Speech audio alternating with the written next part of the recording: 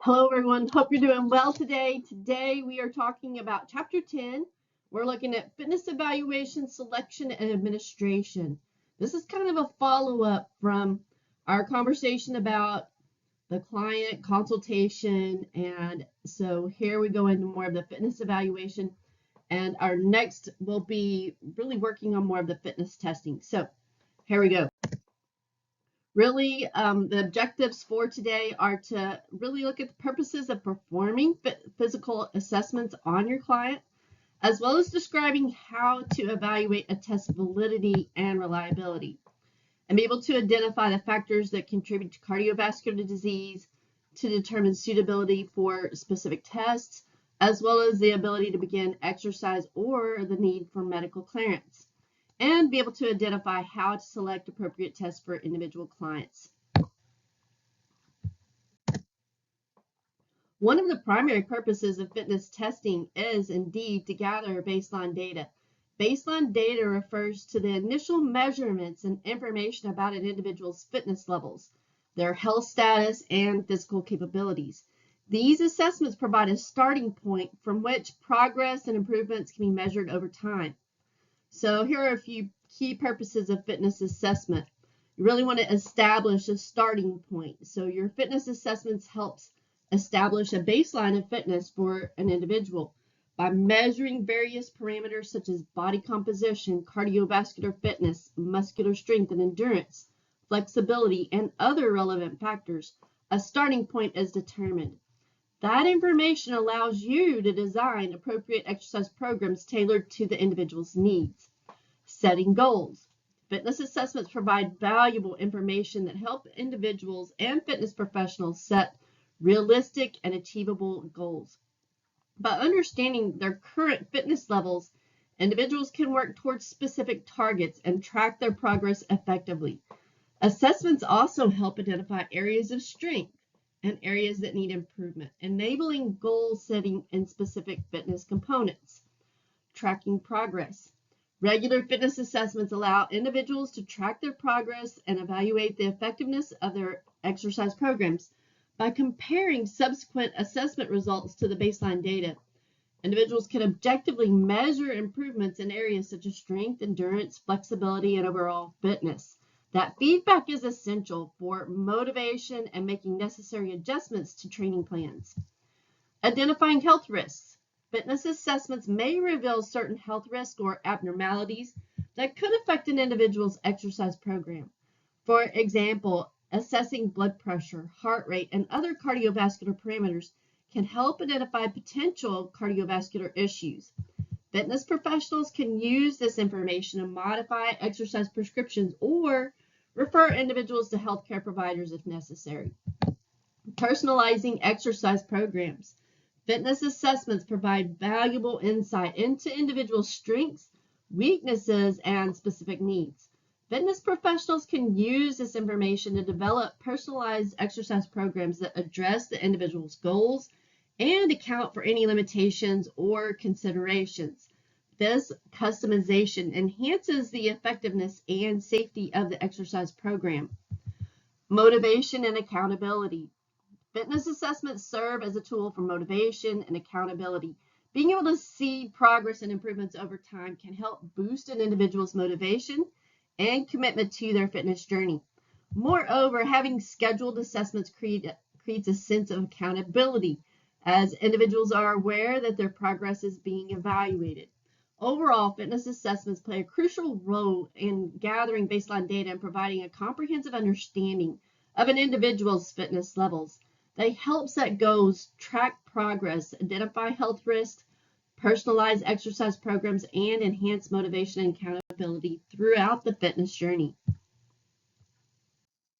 There is not necessarily a standardized battery of tests. Really, the decision should be based upon the client's apparent health and potential for an adverse cardiovascular event, as well as desired program outcomes. In the context of fitness, formative assessments are used to gather information about an individual's current fitness levels, identify their strengths and weaknesses, and guide the development of an appropriate exercise program. These assessments are typically conducted at the beginning of a fitness program or periodically throughout the program to track progress and make necessary adjustments. Examples of formative fitness assessments include body composition measurements, such as skin fold measurements, bioelectrical impedance analysis to determine the proportion of fat, muscle, and other tissues in the body. Cardiovascular fitness assessments, such as the submaximal treadmill test, the 12-minute run test, measure the individual's aerobic capacity, and muscular strength and endurance tests, such as the push-up test, the plank test, and grip strength test, to evaluate the strength and endurance of specific muscle groups. Flexibility assessments, such as the sit and reach test, shoulder flexibility test, to measure the range of motion and flexibility in various joints. Summative fitness assessments are conducted at the end of a specific period or program to evaluate the overall achievement or outcome. In the context of fitness, summative assessments are used to measure the final results or accomplishments of an individual's fitness program. These assessments provide a snapshot of the individual's overall fitness levels and can be used to determine if the desired goals or outcomes have been achieved. Some examples of summative fitness assessments include repeating the same assessments conducted during formative assessments to compare the initial and final results and determine the progress made. But it could also be looking at performance-based assessments, such as timed runs or maximum weight lifted to evaluate improvements in specific fitness components, and comprehensive fitness tests, such as the Cooper test or the Army Physical Fitness Test, that assess multiple fitness parameters to provide an overall fitness evaluation for going into the military or different programs along that line. So summative fitness assessments are useful for evaluating the effectiveness of a fitness program and tracking their long-term progress and determining which desired outcomes have been achieved. That can provide individuals with that sense of accomplishment and serve as a basis for further goal setting and future planning. So both formative and summative fitness assessments have their importance in the fitness realm. Formative assessments guide the development and progression of a fitness program, while summative assessments provide a final evaluation of the program's outcome. Together, they contribute to a comprehensive understanding of an individual's fitness levels, progress, and achievements. In choosing appropriate assessments and making sure that they are accurate, here are some key steps that you can take. Number one, make sure that there is a standardized testing procedure. Ensure that the test is administered consistently and according to standardized procedures. Clear guidelines should be provided on how to conduct the test, including instructions for participants, equipment setup, and timing. This is actually something we go over in our next chapter, chapter 11. This helps in reducing variability and ensures that all participants are assessed under similar conditions. You want to make sure to train your test administrators. Properly train them and certify the individuals who will be administering the test. They should have a thorough understanding of the test protocols, including how to accurately measure and record the data. Training should focus on minimizing errors and maintaining consistency in test administration. Validity and reliability. Verify the validity and reliability of the test. Validity refers to whether the test actually measures what it's intended to measure, while reliability refers to the consistency and reproducibility of the test results. Ensure that the test has been validated through research and has acceptable levels of reliability. This can be done by reviewing existing scientific literature or conducting pilot studies. You want to minimize measurement errors. So identify and minimize potential sources of measurement errors. This can include factors such as equipment calibration, environmental conditions, participant positioning, and timing. Take necessary steps to control and reduce these errors, such as regularly calibrating equipment, conducting assessments in controlled environments, and ensuring participants are properly positioned and prepared. You want to consider your population characteristics that are being tested. So some tests may be more appropriate for certain age groups, fitness levels, or specific populations. Ensure that the test is suitable for the population being assessed to improve accuracy and relevance. Conduct pilot testing of the test to identify any issues or areas for improvement. Gather feedback from participants and test administrators to identify potential problems or ambiguities in the test instructions or procedures. Based on this feedback, refine and modify the test as needed to improve accuracy and clarity. Implement quality assurance measures to ensure the accuracy and consistency of the test. This can include regular audits, checks, and reviews of the testing process, data collection and analysis. Have protocols in place to identify and rectify any issues or discrepancies that may arise. Continuous evaluation and improvement. You want to continually evaluate and refine the test based on feedback, research findings, and advancements in the field. Stay updated with the latest research and best practices to improve the accuracy and effectiveness of tests over time. By addressing these factors, you can enhance the accuracy of a test and improve the reliability of the results obtained. It is essential to regularly review and update testing procedures to maintain accuracy as new information and methods become available. Reliability and objectivity are important considerations in fitness testing to ensure accurate and consistent results. Let's explore each of these concepts in the context of fitness testing. Reliability refers to the consistency and stability of the test results. In fitness testing, reliability indicates the degree to which repeated measurements of the same individual under similar conditions yield consistent results. High reliability implies that the test results are not greatly influenced by random errors or variability. To improve the reliability of fitness testing, you want to use standardized procedures. This helps with your intra-rater reliability. You're using standardized protocols and guidelines for administering the test ensures that the test is conducted consistently across all participants with clear instructions provided to both your participants and your test administrators. Training of test administrators helps with your inter-rater reliability. So properly training and certifying the individuals who will be conducting the fitness tests. Consistent and accurate test administration techniques by trained personnel help minimize variability in measurements. The calibration of equipment. You want to regularly calibrate and maintain the equipment used in the test to ensure accuracy and consistency. So equipment such as heart rate monitors, weight scales, and measuring devices should be calibrated according to manufacturer instructions. Your retest reliability. Assess the reliability of the test by conducting retest reliability studies. Repeat the test on the same individuals within a short period of time to determine the consistency of results.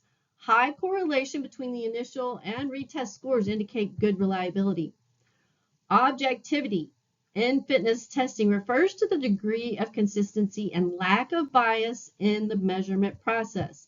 An objective test should yield similar results regardless of who administers it. To improve the objectivity of fitness testing, you want to make sure that you have clear measurement criteria. So define exactly what you're measuring and scoring and ensure that the criteria are well documented and understood by all test administrators. You want to eliminate subjectivity. Minimize subjective judgment and interpretation during testing. Use standardized tools such as rubrics, possibly techniques and protocols that leave little room for individual interpretation or bias. Inter-rater reliability. Again, you want to assess inter-rater reliability by comparing the results obtained by different test administrators. High agreement among different raters indicates objectivity in the testing process. And implement blind testing procedures whenever possible. This involves concealing the identities or characteristics of the participants for the test administrators to prevent any potential bias or preconceived notions from influencing the results. And automated or technological tools. Utilize automated or tech tools to reduce human errors and subjectivity. For example, using electronic timing systems or motion capture devices can provide more objective measurements than relying on manual observations alone. By prioritizing reliability and objectivity in fitness testing, you can enhance the accuracy and trustworthiness of the results. Regular monitoring, training, and quality control measures are essential to maintain the reliability and objectivity of fitness tests over time. Validity in fitness testing refers to the extent to which a test accurately measures what it is intended to measure. It is important to ensure that the fitness tests used are valid and provide meaningful information about the specific fitness components or parameters being assessed. Here are some different types of validity to consider in fitness testing. Content validity refers to whether the items or tasks included in the fitness test adequately represent the specific fitness components or parameters being measured. The test should cover a representative sample of the skills, abilities, or physical attributes relevant to the fitness construct being assessed. To establish content validity, experts in the field review the test items to ensure they are appropriate and comprehensive. Criterion-related validity assesses how well the results of a fitness test correlate with the external criterion or standard. There are two types of criterion-related validity. Concurrent is the type of validity that examines the agreement between the test results and existing standard at the same time. For example, a new fitness test for cardiovascular endurance may be compared to a well-established test, such as the VO2 max test, to determine if they yield similar results. Predictive validity assesses the ability of the test to predict future performance or outcomes. For instance, a fitness test that accurately predicts an individual's performance in a specific sport or activity demonstrates predictive validity. Construct validity evaluates whether a test measures the underlying construct or concept it claims to measure. It involves examining the relationship between the test results and other variables that are theoretically related to the construct being assessed. For example, a test of muscular strength should correlate positively with measures of muscle size or force production. Face validity refers to the extent to which a test appears to measure what it is intended to measure on the surface. It is a subjective judgment based on how well the test items and procedures align with the intended purpose of the assessment. While face validity is not a strong indicator of the actual validity of a test, it can contribute to the acceptance and perceived usefulness of the assessment. To establish and assess validity in fitness testing, you want to review existing research. Examine the literature to determine if the fitness test has been validated in previous studies. Look for studies that have investigated the validity of the test and evaluate their findings. Establish your own validity study to assess the validity of the test within your specific context or population. This may involve comparing the results of the fitness test with other validated measures or standards, collecting additional data to support the validity claims, and analyzing the correlations or relationships between variables. Expert evaluation. You want to seek input from experts in the field of fitness assessment or related disciplines to evaluate the content, relevance, and appropriateness of the test items and procedures. Their expertise can provide valuable insights and help establish the content validity of the test. By considering and addressing these different aspects of validity, you can ensure that the fitness tests you use are valid and provide accurate and meaningful information about the specific fitness components of parameters being assessed. So in choosing appropriate assessments, you want to, and factors that affect reliability, you look at your client factors. What is their health status and functional capacity, their age, their gender, and pre-training status. The tester, the factors of the tester themselves, the personal trainer, what is their level of experience and training? And equipment, again, calibration of the device used for measurement. You want to make sure that everything's been calibrated. And the environment. You have to consider the temperature and humidity, altitude, air pollution, and your test setting. To minimize your measurement errors, you want to follow standardized protocols and guidelines for measurement procedures. Again, make sure and train and certify your individuals conducting the measurements to ensure consistency. Use reliable and well-maintained measurement instruments and conduct multiple measurements and calculate averages to reduce random errors. You want to implement quality control measures such as regular calibration checks and audits, and monitor and address known sources of systematic errors. And consider blind or double-blind approaches to minimize observer bias. Provide clear instruction and guidance to reduce your participant bias, and by identifying and minimizing measurement errors, you can improve the accuracy and validity and reliability of the measurements, thus ensuring more meaningful and trustful data. When preparing to test clients in a fitness facility, it's important to follow a systematic approach to ensure accurate and meaningful assessments. Here are some steps to consider. The purpose for the assessment. So are you assessing overall fitness levels, specific components of fitness, or tracking progress? Understanding the purpose will guide your choice of assessment tools and protocol. You want to make sure that you select the appropriate assessment. Choose assessments that align with the client's goals, their fitness level, and the information you want to gather. Consider using a combination of assessments such as body composition measurements, cardiovascular fitness tests, muscular strength and endurance tests, flexibility assessments, and functional movement screenings. Review your client history. Gather relevant information about their health history, their exercise experience, injuries, and any limitations or contraindications that may affect the testing process. This will help you tailor the assessments to their specific needs and ensure their safety during testing. You want to explain the testing process, so clearly communicate the purpose and procedures of the assessments to the individual. Ensure they understand what will be measured, how the test will be conducted, and any instructions or guidelines they need to follow. Address any questions or concerns they may have. You want to obtain informed consents. Before conducting any assessments, obtain informed consent from the client. Explain the nature of the assessment, potential risks and benefits, and ensure they are comfortable proceeding. Document their consent in accordance with legal and ethical requirements. And prepare the testing environment. Make sure you set up the testing environment to ensure accuracy and safety. Ensure the equipment is properly calibrated and functioning. You create adequate space for testing, and consider factors like lighting, temperature, and noise that may impact performance. To ensure consistency and validity, you want to make sure, again, to follow standardized protocols, using those proper techniques and adhering to specific instructions, and record the data accurately. You want to demonstrate and practice movements. For assessments involving specific movements or exercise, demonstrate the proper form and technique to the client. It will give them a better idea as to how they need to perform the test correctly. And consider pre-test instructions.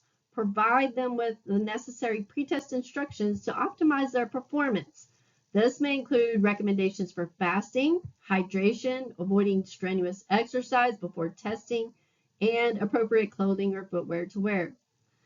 Adapt to their individual needs. Be prepared to adapt the assessments to accommodate individual needs and limitations. Make modifications or alternatives to exercise or tests if necessary to ensure their safety and comfort. And ensure their privacy and confidentiality. You want to respect their privacy and confidentiality throughout the testing process. So create a private and comfortable environment. Protect their data and adhere to professional standards and legal requirements for data handling. And communicate results. After completing the assessment, provide clear and comprehensive feedback to the client. Discuss the results, strengths, areas for improvement, and how the findings relate to their goals. Use the results to guide the development of personalized exercise programs or recommendations. When selecting facilities for laboratory testing and verifying the accuracy of equipment, there are several steps you can take to ensure that you have the suitable testing environment and reliable equipment. You want to first, again, determine testing needs. Identify a specific laboratory test you plan to conduct and the equipment required for each test. Consider factors such as body composition analysis, cardiovascular fitness assessment, muscular strength and endurance testing, and other relevant parameters. Determine the equipment and facilities necessary to perform these tests accurately. Do you need research accredited facilities? If so, you look for those accredited laboratories or fitness assessment centers that have a track record for providing reliable and accurate test results.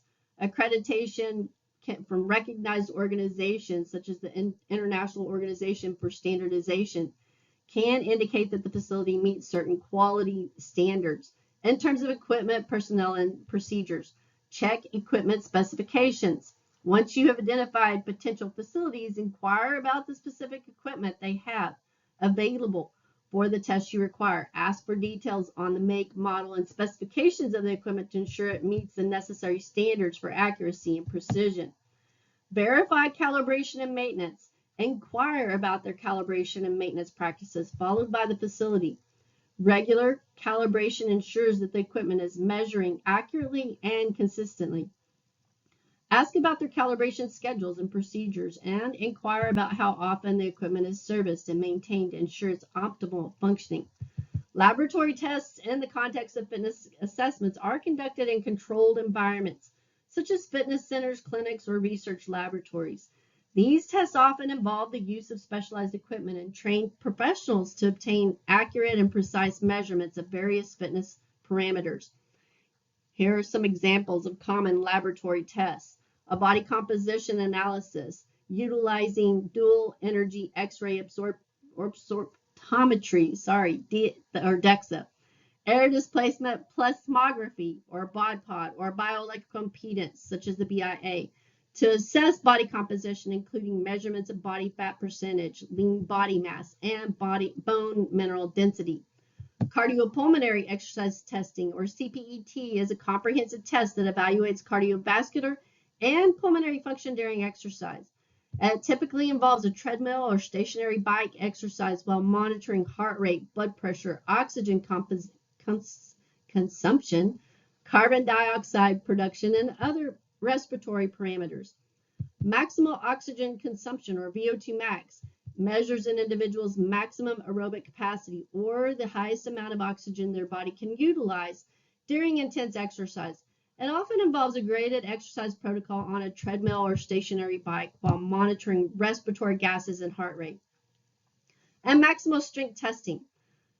This is typically to assess muscular strength using devices such as an isokinetic dynamometer or force plates. These tests measure maximal force production during specific movements such as leg press, bench press, or grip strength. Wingate anaerobic test evaluates anaerobic power and capacity and involves a brief all-out cycling sprint against resistance while measuring power output, the fatigue index, and other variables. A blood analysis. There are laboratory blood tests that can provide valuable information about various fitness-related factors such as cholesterol levels, glucose levels, hormone profiles, and markers of inflammation of muscle damage. And metabolic rate assessment. Laboratory tests can measure individuals' resting metabolic rate, or RMR, or basal metabolic rate, BMR. These tests involve analyzing oxygen consumption and carbon dioxide production to determine the number of calories burned at rest. And flexibility testing. So oftentimes they'll employ goniometers or motion capture systems to measure joint range of motion during specific movements or stretches. And anaerobic threshold assessment. Laboratory tests can determine an anaerobic threshold for an individual, which represents the point at which the body switches from predominantly aerobic energy production to anaerobic energy production. This typically is assessed through a gas analysis during incremental exercise testing. And then functional movement assessments as well. Field tests are fitness assessments that are conducted outside of a laboratory or controlled environment, and typically in real-world situations such as outdoor spaces or sports fields. These tests are commonly used in various sports or athletic training, military fitness evaluations, and recreational fitness programs. Field tests are practical and convenient, allowing for assessments to be conducted in the context where the physical activities are performed. Here are a few examples of common field tests. The 1 mile run, or a Cooper test. This test assesses cardiovascular endurance by measuring the time it takes to complete a 1 mile run. It is often used to estimate aerobic fitness levels. Vertical jump test. This test measures lower body power and explosiveness. Participants jump vertically and their jump height is measured using a measuring tape or jump mat. The shuttle run, or beat test. This evaluates aerobic capacity and agility. Participants run back and forth between two markers at progressively increasing speeds dictated by audio signals. Typically, it is for agility purposes. The 40-yard dash is looking at speed and acceleration over a distance of 40 yards. It's commonly used in sports like football and track and field. The push-up test is measured to assess upper body strength and muscular endurance. Participants perform as many push-ups as possible, following specific form and pace guidelines. The sit and reach test measures flexibility, particularly in the lower back and hamstrings. Participants sit with legs extended and reach forward to touch their toes or designated marker. And agility t-test, which evaluates agility and change of direction ability. Participants navigate a T-shaped course as quickly as possible, performing forward, lateral, and backward movements. The Illinois agility test measures agility, speed, and quickness, and participants maneuver through a series of cones arranged in a specific pattern. The standing long jump is one that measures lower body power and horizontal explosive strength. Participants jump forward from a standing position and the distance covered is measured. And the 20-meter multi-stage fitness test, also known as the beat test, evaluates aerobic fitness and endurance. Participants run back and forth between two markers in sync with audio signals, with the pace gradually increasing. When conducting field tests, it's essential to provide proper administration, clear instruction, and accurate measurements. Standardized protocols should be followed and appropriate safety measures should be implemented to minimize the risk of injury. Additionally, it's crucial to consider any environmental factors such as weather conditions or terrain that may impact performance. When instructing a client on pre-assessment protocols for a fitness assessment, it's essential to provide clear and detailed instructions to ensure they are adequately prepared for the assessment. Here's some guidelines to follow. Number 1, communicate the purpose. Explain the purpose of the fitness assessment to the client. Let them know why the assessment is being conducted, what information will be gathered, and how it will be used to tailor their exercise program or track their progress. Provide information in advance. Give them written or verbal instructions on pre-assessment protocols well in advance of the assessment. This allows them sufficient time to prepare mentally and physically and make any necessary adjustments to their routine. Provide guidelines on physical activity and exercise leading up to the assessment. Advise the client to avoid intense or strenuous exercise for at least 24 to 48 hours before the assessment to ensure they are well rested and not fatigued. If applicable, provide guidance on dietary considerations before the assessment. This may include recommendations on hydration, avoiding heavy meals close to the assessment, or adhering to a standard meal pattern to ensure consistency in testing conditions. Instruct the client on appropriate attire for the assessment. Generally, they should wear comfortable, form-fitting clothing that allows for freedom of movement. Depending on the specific assessment, they may need to bring or wear appropriate footwear, such as athletic shoes. And hydration. Emphasize the importance of staying hydrated before the assessment. Encourage the client to drink adequate amounts of water leading up to the assessment, but advise against excessive fluid intake immediately prior to the assessment to avoid discomfort or the need for frequent bathroom breaks. You also want to stress the importance of getting a good night's sleep before the assessment. A well-rested body will perform better and provide more accurate results.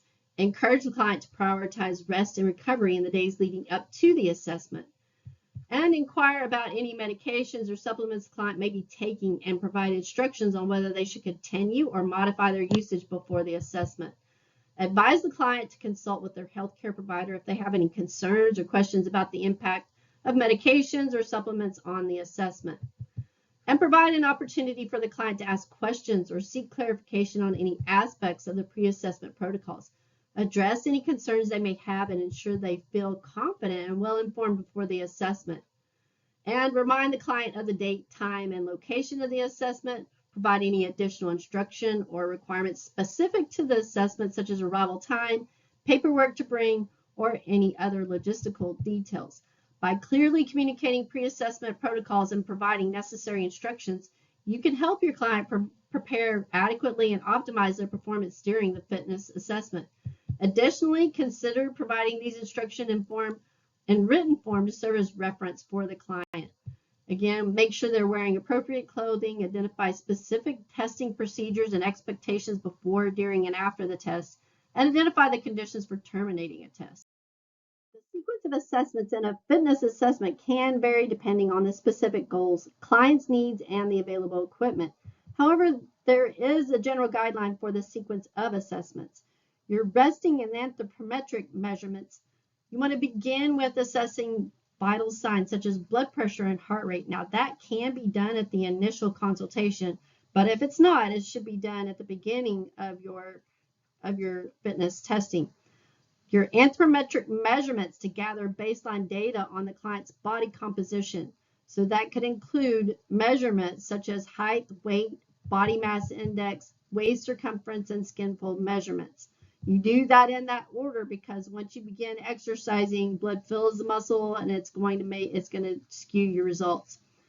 You want to assess balance and stability through tests that challenge postural control and proprioception.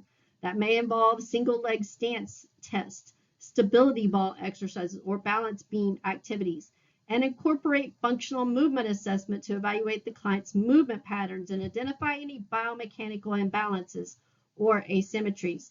This can involve observing and assessing movements such as squats, lunges, or overhead presses to detect any dysfunctional movement patterns or limitations. Evaluate the client's flexibility using tests like the sit and reach or specific joint range of motion measurements. This helps identify any limitations or imbalances in flexibility that may impact their movement patterns or performance.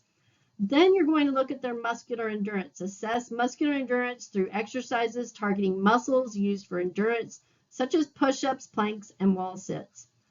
Power and speed assessments, if applicable to the client's goals or sport-specific requirements, include assessments of power and speed. This can involve tests such as the vertical jump or 40-yard dash or agility drills to measure explosive power or acceleration and quickness. You do that early so that they aren't fatigued later on for that. Assessing muscular strength through exercises that target major muscle groups. That can include exercises such as the bench press, the leg press, shoulder press, or pull-ups. You want to use appropriate loads or resistance to determine the client's maximum strength. Cardiovascular fitness assessment. So you're going to assess their fitness, which is an important component of overall fitness. It can be done using a variety of tests such as sub-maximal or maximal exercise tests on a treadmill or stationary bike. You're monitoring their heart rate, their oxygen consumption, and perceived exertion. That can help evaluate the client's cardiovascular fitness level. I will say you want to be very careful and that you're only doing maximal stress testing in a setting where there is help available if something goes wrong. And then cooling down. You want to make sure that you conclude the assessment session with a proper cool down period, allowing them to gradually reduce their heart rate, prevent muscle soreness. And you may need to do it in different days. It may not all be in one day. You can also include a little bit of aerobic exercise, walking or biking, something along that line, some stretching and some foam rolling. And take post-assessment measurements if necessary, recording their test results and providing feedback. When preparing a record-keeping system for your fitness assessments, it's important to establish an organized and efficient method for documenting and storing client information and assessment. So to determine what required information you need for each client and fitness assessment, of course, their personal details and contact information, health history and assessment dates, and choose a format to help you. Is that an electronic system with specialized fitness assessment software or spreadsheet programs, or files or folders, whatever works best for your needs and resources. And create a client profile, developing a client profile or assessment form that captures all the necessary information. That can be a standardized template that you can reuse for each client, and include sections for personal details, as we've discussed. You want to organize your filing system, however you have it set up, color coding or alphabetical order, and develop a digital system, again, for electronic record keeping to prevent data loss and ensure privacy and security. And making sure that after each fitness assessment, you're properly recording the assessment results and the client profile or form, including relevant data, their measurements, their scores, their performance levels, ensuring accuracy and consistency in your data entry, and tracking progress and communicating the progress to your client. You want to regularly review and audit periodically to ensure that you're doing the job that you need to do. And administrating and organizing fitness assessments, you want to make sure that you determine the optimal test order, as we just talked about, to minimize fatigue and prevent one test from negatively impacting subsequent tests. Your cardiovascular exercises at the end, because that will tend to wear people out more, and they won't do as well with their power exercises or their submaximal type of activities, their speed. Allow adequate rest intervals between the tests to ensure participants have sufficient time to recover and perform at their best for each assessment. And again, provide training and certification for your examiners or assessors to ensure they understand and can follow the testing protocols accurately. That training should require proper administration of the test, use of equipment, safety protocols, and recording of the data. Ongoing quality assurance and refresher training can help in maintaining consistency among your assessors. And regularly review and update. So periodically review and update your testing protocols to incorporate advancements in research, technology, and best practices. Staying informed. And by defining and following these testing protocols, you establish a standardized and reliable process for fitness assessments that promotes accuracy and consistency and fairness. The interpretation of the baseline data is dependent on the specific purpose of the assessment and the goals, and common methods to explain data use, norm referenced, and criterion reference standards. When explaining data from fitness assessments, two common methods to provide context and interpret the results are norm reference standards and criterion reference standards. Norm reference standards compare an individual's performance or results to a representative sample of the population. These standards provide an indication of how an individual's performance ranks in comparison to others of the same age, gender, or fitness level. Norms typically established through large-scale studies or surveys that collect data from a diverse population. When using norm reference standards to explain data, you would inform the client about where their results fall within the distribution of the population. For example, you might say your aerobic capacity is 70th percentile for individuals of your age and gender, which means you perform better than 70% of people in your demographic. Criterion reference standards focus on specific predetermined criteria or standards of performance. These standards are typically based on established benchmarks or guidelines such as fitness norms, health recommendations, or sport-specific standards. Criterion reference standards evaluate performance against a specific set of criteria rather than comparing it to a larger population. When using criterion reference standards to explain data, you would provide feedback based on whether the individual has met, exceeded, or fallen short of the predefined criteria. For example, you might say, based on the criterion of reaching a certain body fat percentage, you have met the target and are within the healthy range. It's important to note that both norm referenced and criterion reference standards have their advantages and limitations. Norm reference standards provide a comparison to a broader population, but may not consider individual goals or specific contexts. Criterion reference standards provide a more specific evaluation against predefined criteria, but may not provide insight into how the individual compares to others. It's often beneficial to use a combination of both methods. By using norm reference standards, you can provide an understanding of how an individual's performance compares to the population, while criterion reference standards allow you to assess whether you have achieved specific goals or met established criteria. Ultimately, the choice of which method to use or the degree to which each method is used is emphasized will depend on the client's goals, the purpose of the assessment, and the available standards or guidelines relevant to the specific assessment being conducted. Reassessment, also known as a follow-up or retesting, is an essential component of fitness assessment and training programs. It involves conducting subsequent assessments after a certain period of time to track progress and evaluate the effectiveness of the training program and make necessary adjustments. So again, you want to make sure that you remember what the primary purpose of reassessment is. to measure and evaluate changes in their fitness levels, their performance, and other relevant variables. It allows you to determine if they've made progress toward their goals and identify areas that require further attention and change the program up accordingly. Reassessment provides important information and feedback to both the client and the fitness professional. So how often should you reassess? It really depends on various factors, including their goals, the length of the training program, and the nature of the assessments being conducted. Generally, reassessments are performed at regular intervals, such as every 8 to 12 weeks. This allows for an adequate time frame to see meaningful changes while providing enough time to implement and adapt the training program. It is crucial to maintain consistency in the assessment protocol, as we talked about earlier, and comparison. So when reassessing, comparing the results to the baseline data collected during the initial assessment, that allows you to determine the extent of progress made since the beginning of the program and identify trends over time. Reassessment provides valuable information for modifying the training program.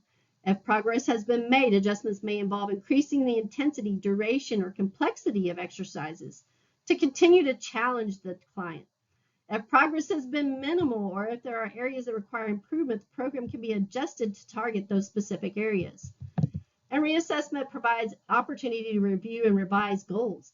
Based on the reassessment results, collaborate with the client to set new goals or adjust existing ones. Provide feedback on their progress and highlight areas of improvement and acknowledging achievements. Woohoo! Effective communication and goal setting help maintain client motivation and engagement. Submaximal exercise tests are fitness assessments that are conducted at intensities below an individual's maximum effort. These tests provide valuable information about an individual's cardiovascular fitness, but they also rely on certain assumptions and may have limitations. Here are some common assumptions made in submaximal exercise tests and potential solutions to address them. The steady state heart rate. Submaximal tests assume that heart rate reaches a steady state at each workload, indicating a linear relationship between heart rate and exercise intensity. However, this may not always be the case, especially in the early stages of exercise or for individuals with cardiovascular conditions. Solutions include allowing sufficient time for the heart rate to stabilize before recording data or utilizing heart rate averaging over a specific duration. A linear relationship between heart rate and oxygen consumption. Submaximal tests often assume that there is that linear relationship between heart rate and oxygen consumption. However, this relationship may vary among individuals due to factors such as age, fitness level, and genetics.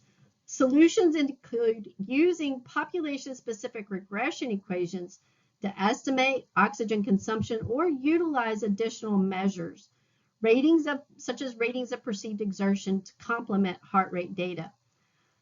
Submaximal tests assume a consistent mechanical efficiency across individuals, meaning that the energy cost of exercise remains constant. However, mechanical efficiency can vary among individuals and may be influenced by factors such as fitness level, body composition, and technique.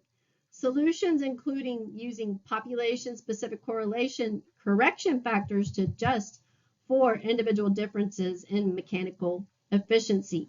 There are also many submaximal tests that utilize population-specific equations or norms to estimate cardiovascular fitness. However, these equations may not accurately represent all individuals, particularly those with unique characteristics or medical conditions.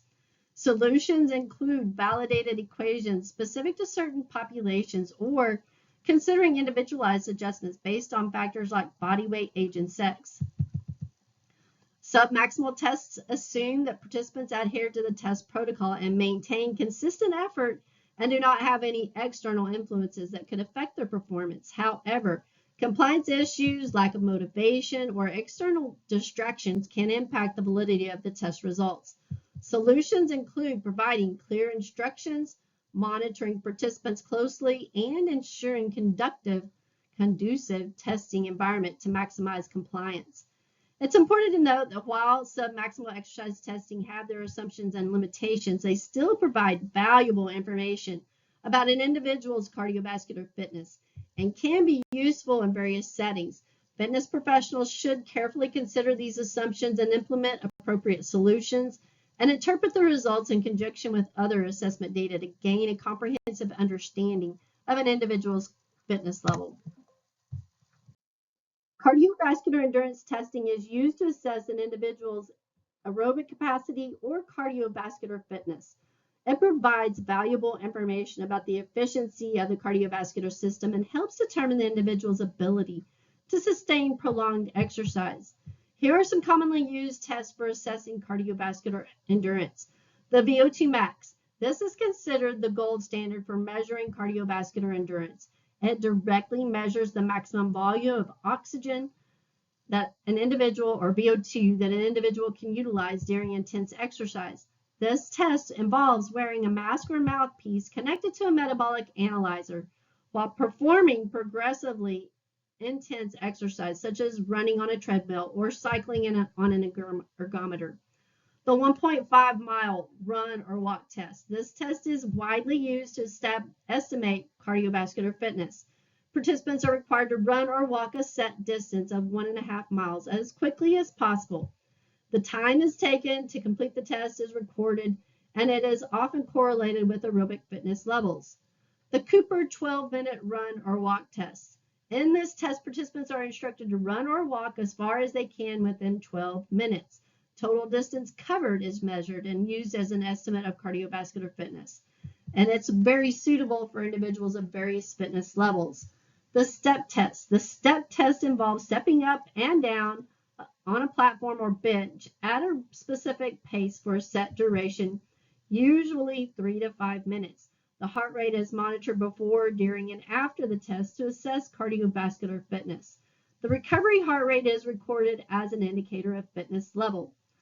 And the treadmill or cycle ergometer test. These tests involve exercising on a treadmill or cycle ergometer at a predetermined intensity or workload for a specific duration, such as using the Bruce protocol that ramps up every few minutes and increases in speed and grade.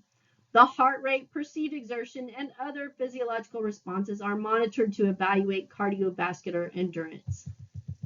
It's important to note that the selection of a specific test depends on factors such as the individual's age, fitness level, your available equipment, and the purpose of the assessment. Fitness professionals should consider the appropriateness and feasibility of each test for their specific setting and the population being tested. And that is all that we have today. We will be going next into more specific testing protocols associated with that. I look forward to talking with you soon. Have a great day.